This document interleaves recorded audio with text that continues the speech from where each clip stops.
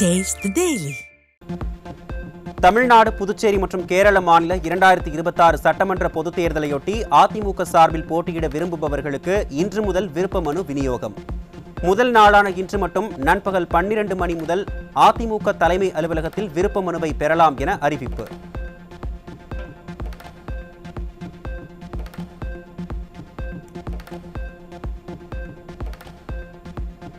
சென்னையில் அதிமுக பொதுச் செயலாளர் புரட்சித் தமிழர் எடப்பாடி கே. பழனிசாமி முன்னிலையில் திமுக, காங்கிரஸ், விசிக உள்ளிட்ட மாற்றுக் கட்சிகளைச் சேர்ந்த 100க்கும் மேற்பட்ட இளைஞர்கள் அதிமுகவில் இணைந்தனர். புதிதாக இணைந்தவர்களுக்கு கழக துண்டு அணிவித்து வாழ்த்து தெரிவித்த புரட்சித் தமிழர் மக்கள் பணியில் முழுமையாக ஈடுபடுத்திக் கொள்ள வேண்டும் என்றும் அறிவுரை.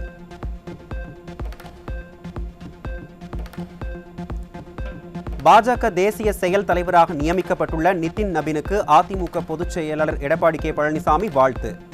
நிதின் நபீனுக்கு வழங்கப்பட்டுள்ள இந்த மிக உயர்ந்த பொறுப்பு அவரது அமைப்பு திறனையும் தலைமைத்துவ ஆற்றல்களையும் பொதுச் சேவை மீதான அசைக்க முடியாத அர்ப்பணிப்பையும் பிரதிபலிப்பதாக புரட்சித் தமிழர் அறிக்கை.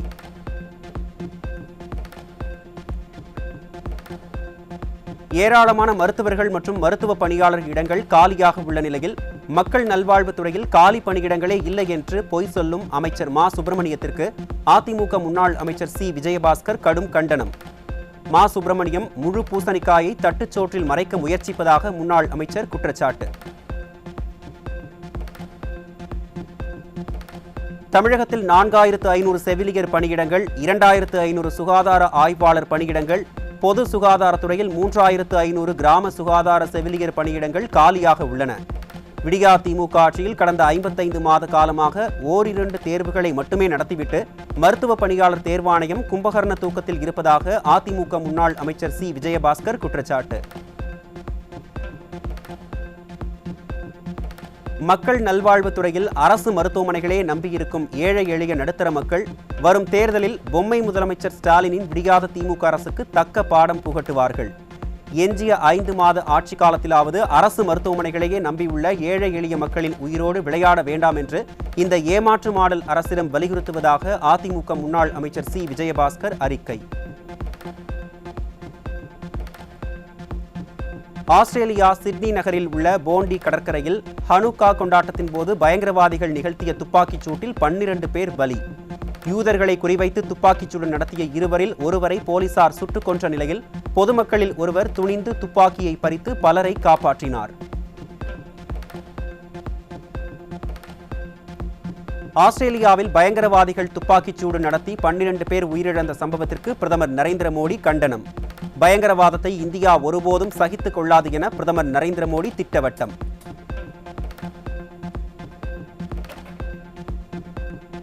கோவை அவினாசி சாலை ஜி.டி. நாயுடு மேம்பாலத்தை தனது உடற்பயிற்சி சாலையாக மாற்றி வரும் திமுக முன்னாள் சட்டமன்ற உறுப்பினர் உள்ளிட்ட திமுகவினருக்கு பொதுமக்கள் கடும் கண்டனம். அதிமுக ஆட்சியில் தொடங்கப்பட்ட திட்டத்திற்கு ஸ்டிக்கர் ஒட்டி திறந்து வைத்த திமுக அரசு அங்கு தங்கள் கட்சியினர் அட்ராசிட்டியில் ஈடுபடுவதை தடுக்க நடவடிக்கை எடுக்குமா என மக்கள் கேள்வி.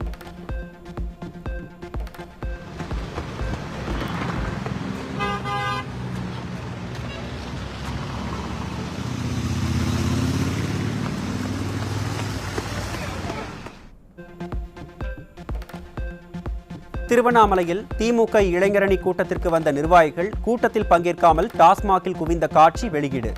போதையின் பாதையை நோக்கி ஓடிய தனது சொந்த கட்சியினரையே கட்டுப்படுத்தாத ஸ்டாலினுக்கு இளைஞர்களை போதையின் பாதையில் செல்லாதீர்கள் என கூற எந்த தகுதியும் இல்லை என பொதுமக்கள் காட்டம். கரூர் அருகே பள்ளி சிறுமிகள் 3 பாலியல் தொல்லை கொடுத்த இடியாப்ப வியாபாரி போக்சோ வழக்கின் கீழ் சிக்கினார். பெண் குழந்தைகள் பாலியல் துன்புறுத்தலுக்கு ஆளாக்கப்படுவது அன்றாடம் அதிகரிப்பதுதான் அப்பா ஸ்டாலின் ஆட்சியின் சிறப்பா என பொதுமக்கள் காட்டத்துடன் கேள்வி.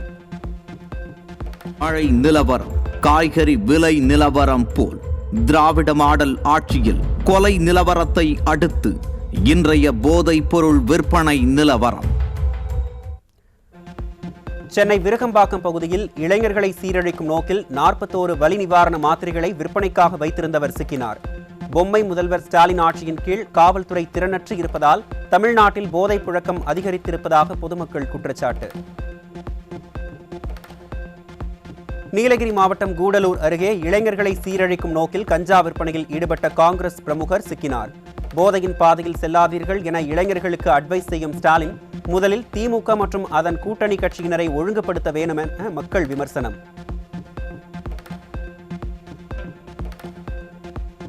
கோவை ஜிவி ரெசிடென்சி பகுதியில் போதை ஆசாமிகள் இருவர் காவல்துறையினருடன் வாக்குவாதத்தில் ஈடுபட்டதுடன் கர்ப்பிணி பெண்ணின் கணவரை ஸ்க்ரூ டிரைவரால் தாக்கிய கொடூரம்.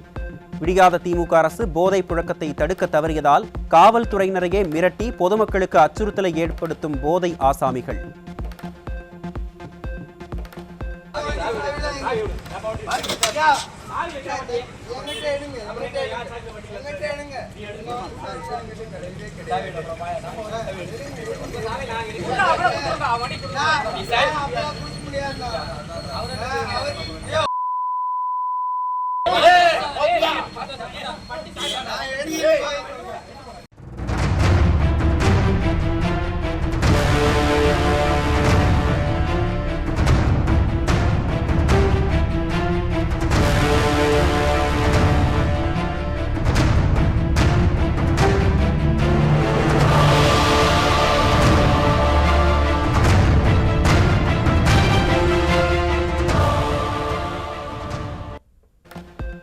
விருதுநகர் மாவட்டம் சிவகாசியில் அச்சு தொழிலாளியை அடையாளம் தெரியாத நபர்கள் வீடு புகுந்து வெட்டி படுகொலை செய்த சம்பவத்தால் அதிர்ச்சி.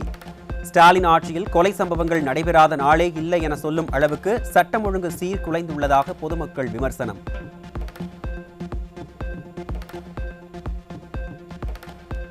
திருவள்ளூர் மாவட்டம் சோழவரம் அருகே வீட்டில் அக்கா தங்கை இருவரும் அழுகிய நிலையில் சடலமாக மீட்பு. செயலற்ற ஸ்டாலின் ஆட்சியில் மர்ம மரணங்கள் அதிகரித்து வரும் நிலையிலும் காவல்துறை போதிய நடவடிக்கை எடுக்காமல் அலட்சியமாக இருப்பது ஏன் என பொதுமக்கள் கேள்வி.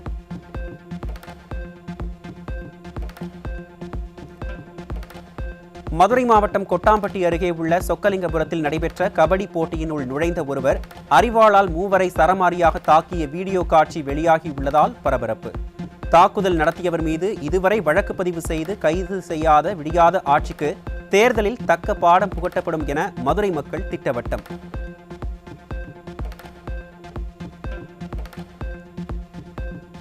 விருதுநகர் மாவட்டம் அருப்புக்கோட்டை அருகே பாளையம்பட்டியில் குடும்ப வறுமை காரணமாக 7 வயது மகளுக்கு விஷத்தை கொடுத்து கொன்றுவிட்டு தற்கொலைக்கு முயன்ற தாய். உயிருக்கு ஆபத்தான முறையில் தாய் மருத்துவமனையில் அனுமதிக்கப்பட்ட நிலையில் வறுமையின் பிடியில் சிக்கி தவிப்பவர்களை காக்க விடியாத ஆட்சியில் எந்த திட்டமும் இல்லை என பொதுமக்கள் வேதனை.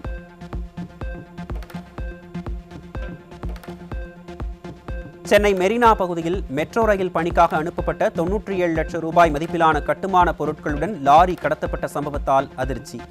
கடத்தல் தொடர்பாக 3 பேர் பிடிபட்டுள்ள நிலையில் டிஜிபி அலுவலகம் அருகே நடைபெற்ற இந்த துணிகர கடத்தல் சம்பவம் காவல்துறை செயலிழந்துள்ளதற்கு சாட்சி என பொதுமக்கள் விமர்சனம்.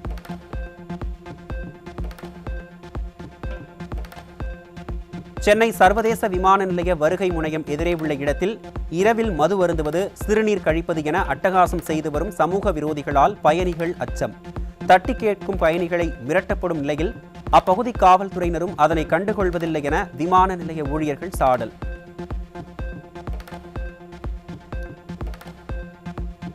சென்னை திருவான்மியூரில் குடுகுடுப்புக்காரன் வேடத்தில் வந்து வீட்டில் செய்வினை இருப்பதாக கூறி பெண்ணிடம் 5 சவரன் நகை மற்றும் 10,000 ரூபாய் பணம் கொள்ளை. திமுக ஆட்சியில் எங்கும் யாருக்கும் எதற்கும் பாதுகாப்பில்லை என்றும் 100 மீட்டர் தொலைவில் காவல் நிலையம் இருந்தும் கொள்ளை சம்பவம் அரங்கேறியிருப்பது காவல்துறை மீது குற்றவாளிகளுக்கு பயம் இல்லை என்பதையே காட்டுவதாகவும் பொதுமக்கள் குற்றச்சாட்டு.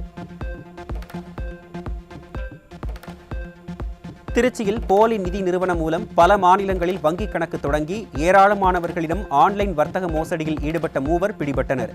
தமிழகத்தில் பெருகும் இணைய குற்றங்களை கட்டுப்படுத்த தவறும் விடியாத அரசின் ஏவல் துறையால் சிறுக சிறுக சேர்த்து வைத்த பணத்தை மோசடி கும்பல்களிடம் இழந்து தவிக்கும் பொதுமக்கள்.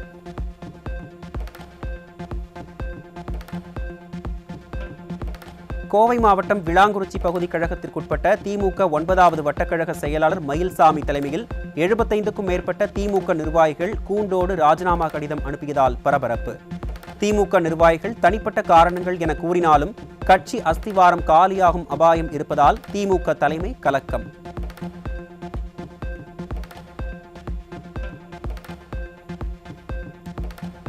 கடலூர் மாவட்டம் தொரப்பாடி திமுக பேரூராட்சி செயலாளர் உள்ளிட்டோர் முந்திரி தொழிலதிபரின் வீட்டிற்குள் புகுந்து 20 லட்சம் ரூபாய் கேட்டு மிரட்டி தாக்கியதாக சிசிடிவி ஆதாரத்துடன் புகார் அளிக்கப்பட்டும் நடவடிக்கை எடுக்காத ஏவல் துறையினர் நீதிமன்ற உத்தரவின் பேரில் வழக்கு பதிவு. ஆளும் கட்சி என்ற மமதையில் திமுகவினர் தொழிலதிபர்கள் மற்றும் வணிகர்களை மிரட்டி பணப்பறிப்பில் ஈடுபடுவதால் தொழில் செய்யவே அச்சப்படும் மக்கள்.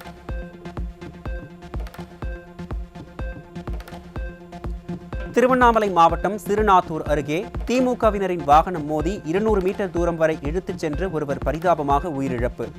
நீதி கேட்டு போராடிய உறவினர்களை ஏவல் துறையினர் தடியடி நடத்தி விரட்டி கைது செய்து அராஜகம்.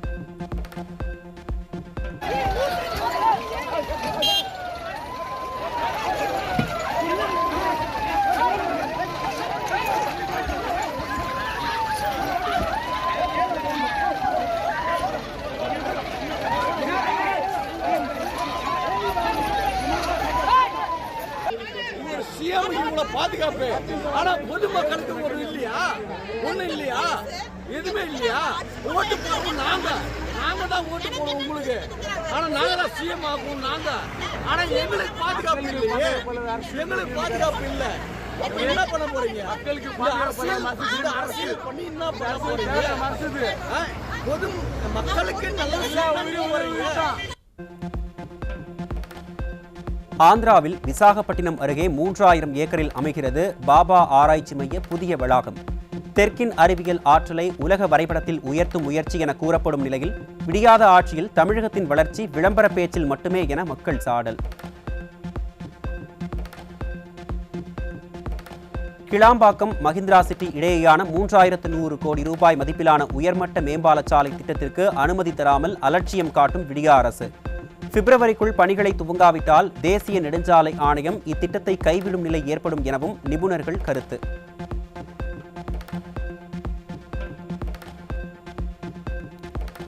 தமிழ்நாடு அரசு கல்லூரிகளில் பணிபுரியும் 8500க்கும் மேற்பட்ட கெஸ்ட் லெக்சரர்கள் ஊதிய உயர்வு மற்றும் நிரந்தர நியமனம் கோரி தொடர்ந்த வழக்கில் உயர்நீதிமன்ற தீர்ப்பை எதிர்நோக்கி தவிக்கும் அவலம். வாழ்வாதார பிரச்சினைக்கு நிரந்தர தீர்வு காணாமல் வழக்கை காரணம் காட்டும் விடியாத அரசின் கல்வித்துறையின் மெத்தன போக்கால் கெஸ்ட் லெக்சரர்கள் அதிருப்தி.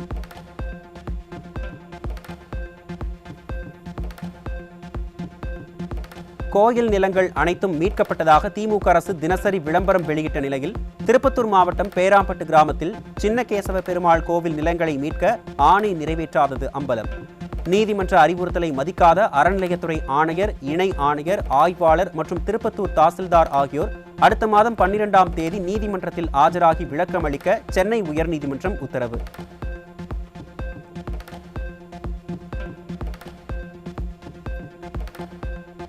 கிருஷ்ணகிரி மாவட்டம் பாலக்குடியில் தனியார் பேருந்தின் மீது அடையாளம் தெரியாத நபர்கள் வெடிபொருள் வீசியதில் பேருந்தில் பயணம் செய்த பெண் ஊழியர் காயம். குற்றவாளிகளை பற்றி எந்த தகவலையும் விடியாத அரசின் ஏவல் துறையினர் தெரிவிக்க மறுத்தது பல்வேறு சந்தேகங்களை எழுப்புவதாக மக்கள் கருத்து.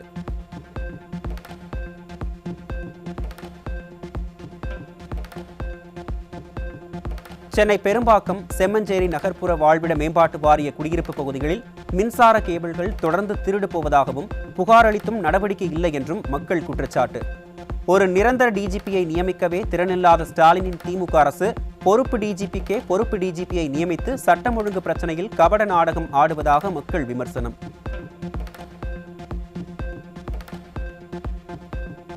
நீலகிரியில் இருந்து கன்னியாகுமரிக்கு செல்லும் விடியாத அரசின் தகர டப்பா விரைவு பேருந்து கூடலூர் அருகே பழுதாகி நின்றதால் கடும் குளிரில் பயணிகள் அவதி. அரசு விரைவு பேருந்துகளை முறையாக பராமரிக்காத ஸ்டாலின் அரசு போக்குவரத்து கழகத்தால் நாள்தோறும் அவதியுறுவதாக மக்கள் குற்றச்சாட்டு.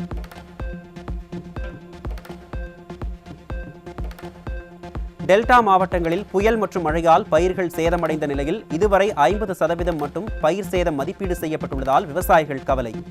இழப்பீடு தாமதமாகும் நிலை ஏற்பட்டுள்ள நிலையில் பயிர் சேத மதிப்பீட்டை உடனடியாக முடிக்க விடியாத அரசின் அதிகாரிகளுக்கு டெல்டா விவசாயிகள் கோரிக்கை.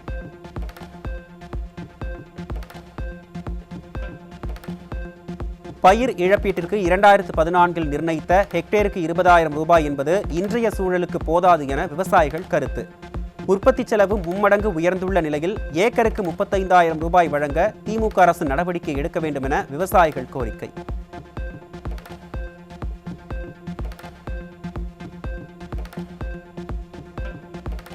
காவிரி டெல்டாவை இயற்கை பேரிடர் பாதித்த பகுதியாக அறிவிக்க வேண்டும் என டெல்டா விவசாயிகள் அவசர கோரிக்கை.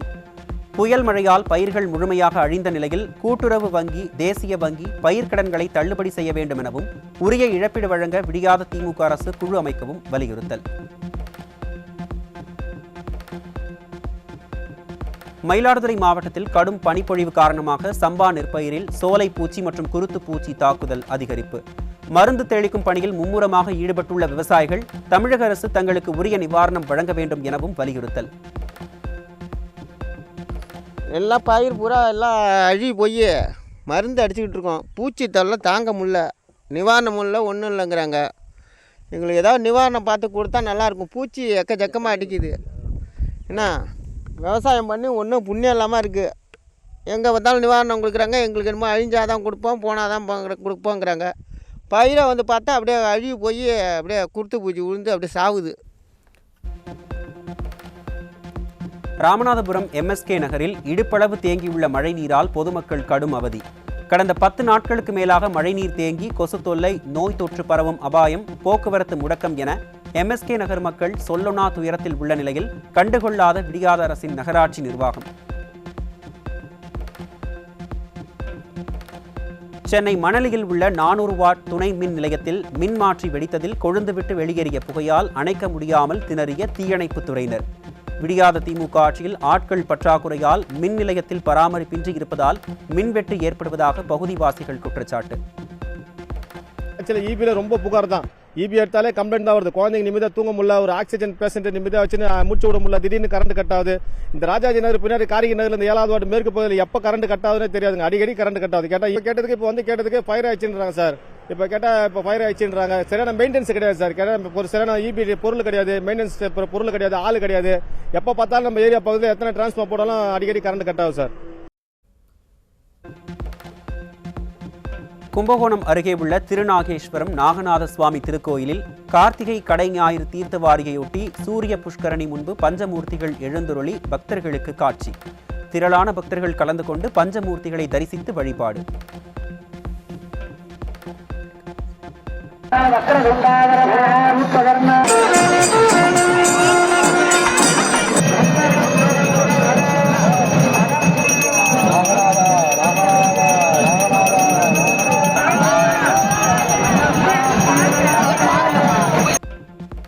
திருப்பத்தூர் மாவட்டம் ஆம்பூர் அருகே அடுத்தடுத்து 2 வீடுகளில் மிளகாய் பொடி தூவி 2 சவரன் நகை மற்றும் 70,000 ரூபாய் ரொக்கப்பணம் ஆகியவற்றை கொள்ளையடித்த நபர்களால் அதிர்ச்சி. தீய சக்தி ஸ்டாலினின் திமுக ஆட்சியில் ஏவல் துறை கும்பகர்ணனை விட கொடிய தூக்கத்தில் இருப்பதே கொள்ளை சம்பவங்கள் அதிகரிக்க காரணம் என மக்கள் குற்றச்சாட்டு.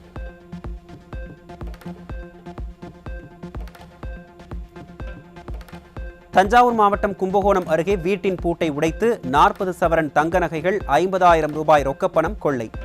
விடியாத அரசின் ஏவல் துறை முறையாக ரோந்து செல்லாமல் இருப்பதை வெட்ட வெளிச்சமாக்கும் வகையில் கையில் இரும்பு ராடுடன் கொள்ளையர்கள் செல்லும் CCTV காட்சி வெளியாகி அதிர்ச்சி.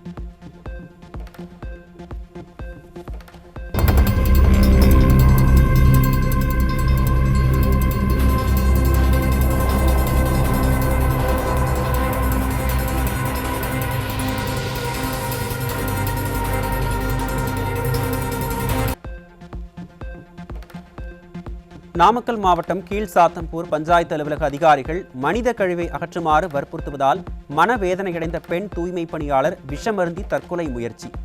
சம்பந்தப்பட்ட அலுவலர்கள் மீது நடவடிக்கை எடுக்குமாறு தூய்மை பணியாளரின் உறவினர் கோரிக்கை விடுத்துள்ள நிலையில் விடியாத ஸ்டாலின் ஆட்சியில் தொடர்ந்து துன்பங்களை சந்திப்பதாக தூய்மை பணியாளர்கள் குற்றச்சாட்டு. ரொம்ப மன வளர்ச்சி போச்சுங்க சார். சம்பளம் எனக்கு போடல. நான் இதை வச்சு தான் சொல்கிறேன். யார் இருக்கிறாங்க எனக்கு, நீங்கள் தான் பார்த்து செய்யணும். எனக்கு எல்லாம் நீங்கள் தான் பார்த்து கொடுக்கணும். திட்ட வைக்கிறது PAPD இந்த ஜோனடு இவங்க ரொம்ப அங்கே போய் அந்த அம்மா என்ன சும்மா உட்காந்து தள்ள வச்சுருக்கீங்க. போய் டிச்சு தள்ள சொல்லுங்கள், இப்போ எடுக்க சொல்லுங்கள். சும்மா உட்காந்துட்டு இருக்குது அந்த அம்மா வந்து பேசிகிட்டு இருக்கிறாங்க. எனக்கு ரொம்ப மன உளைச்சல் ஆயிடுச்சு. அதனால் நான் வந்து என் சாவுக்கு இவங்க தான் காரணம். நான் மருந்து குடிச்சிட்டேன்.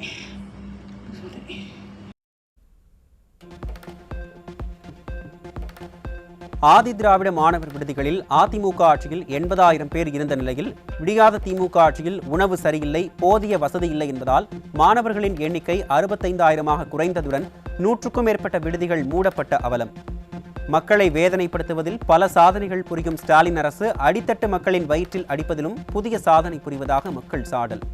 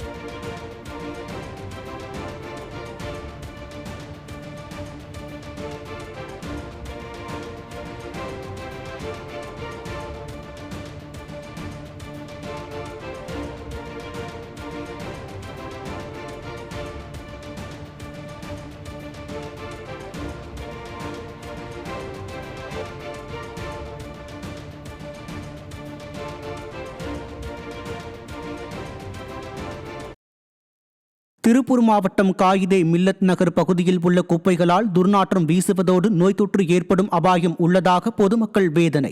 திமுகவைச் சேர்ந்த மேயர் மற்றும் சட்டமன்ற உறுப்பினர்களிடம் பலமுறை புகார் அளித்தும் நடவடிக்கை எடுக்காததால் வீடுகளில் கருப்பு கொடி ஏற்றி போராட்டம். தேங்கி கிடக்கக்கூடிய குப்பைகளை தீயிட்டு கொளுத்திடுறாங்க. இந்த புகை மூட்டத்தினால மக்களுக்கு மூச்சு திணறல் ஏற்பட்டு நோய் சூழக்கூடிய அபாயமும் சுற்றுச்சூழல் சீர்கிடக்கூடிய ஒரு சூழ்நிலையும் ஏற்பட்டிருக்குது. இது சம்பந்தமாக பலமுறை மனு கொடுத்தும் இந்த மாநகராட்சி நிர்வாகமும் மேயரும் கவுன்சிலரும் இந்த தொகுதியுடைய சட்டமன்ற உறுப்பினரும் எந்த ஒரு நடவடிக்கை எடுக்காத காரணத்தினால மக்கள் இங்க இருக்கக்கூடிய மக்கள் அனைவரும் சேர்ந்து அவங்களுடைய வீடுகள்ல கருப்பு கொடி ஏந்தி இங்க இருக்கக்கூடிய மேயருக்கும் எம்எல்ஏக்கும் வார்டு கவுன்சிலருக்கும் கண்டனம் தெரிவிக்கும் விதத்தில் வீடுகளில் கருப்பு கொடி ஏந்தி நாங்கள் போராட்டம் செஞ்சுட்டு இருக்கிறோம். திருவாரூர் மாவட்டம் திருத்துறைப்பூண்டி அருகே மழை விட்டு 10 நாட்கள் ஆகியும் விவசாய நிலங்களில் மழைநீர் வடியாததால் 1000 ஏக்கர் சம்பா மற்றும் தாளடி நெற்பயிர்கள் நீரில் மூழ்கி சேதம். வடிகால் வாய்க்கால்கள் முழுமையாக தூர்வாராததே காரணம் என குற்றம் சாட்டிய விவசாயிகள் முறையாக ஆய்வு செய்து ஏக்கருக்கு 30,000 ரூபாய் நிவாரணம் வழங்க வலியுறுத்தல். விழுப்புரம் மாவட்டம் செஞ்சியில் 3 மணி நேரமாக சென்னைக்கு செல்ல போதிய அரசு பேருந்துகள் இல்லாததால் ஆத்திரமடைந்த பயணிகள் அடுத்தடுத்து சாலை மறியல். அரசு போக்குவரத்து துறை அதிகாரிகளின் முறையான திட்டமிடல் இல்லாமல் திமுக இளைஞரணி மாநாட்டிற்கு அரசு பேருந்துகளை இயக்கியதால் பயணிகள் அவதிக்குள்ளானதாக பொதுமக்கள் குற்றச்சாட்டு.